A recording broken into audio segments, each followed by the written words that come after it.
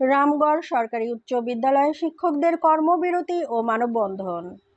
মাধ্যমিক ও উচ্চশিক্ষা অধিদপ্তরের সম্মানিত শিক্ষকদের উপর উপজেলা মাধ্যমিক শিক্ষা কর্মকর্তা কর্তৃক নেক্কারজনক হামলার প্রতিবাদে সারা দেশের ন্যায় খাগড়াছড়ি রামগড়ে কর্মবিরতি ও মানববন্ধন করে কর্মরত শিক্ষকরা।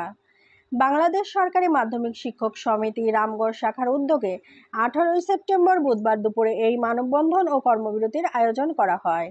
কর্মবিরতি ও মানববন্ধনে উপস্থিত ছিলেন রামগড় সরকারি উচ্চ বিদ্যালয়ের ভারপ্রাপ্ত প্রধান শিক্ষক ওহিদুল হক নুরি, সিনিয়র শিক্ষক নুরুল হক গাজী, আব্দুল আওয়াল, হারুনুর রশিদ, মহসিনুজ্জামান, মোহাম্মদ রাশিদুল ইসলাম, সহকারী শিক্ষক আবুল কালাম আজাদ, কে এম মঞ্জুর মোর্শেদ, মোহাম্মদ জাহিদুল ইসলাম, আসাদুজ্জামান, মোহাম্মদ আব্দুল কাদের, মোহাম্মদ হোসেন মনির, মোহাম্মদ আব্দুল হালিম প্রমুখ।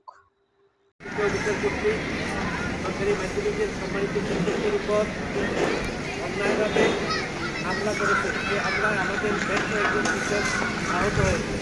তার প্রতিবাদে আমাদের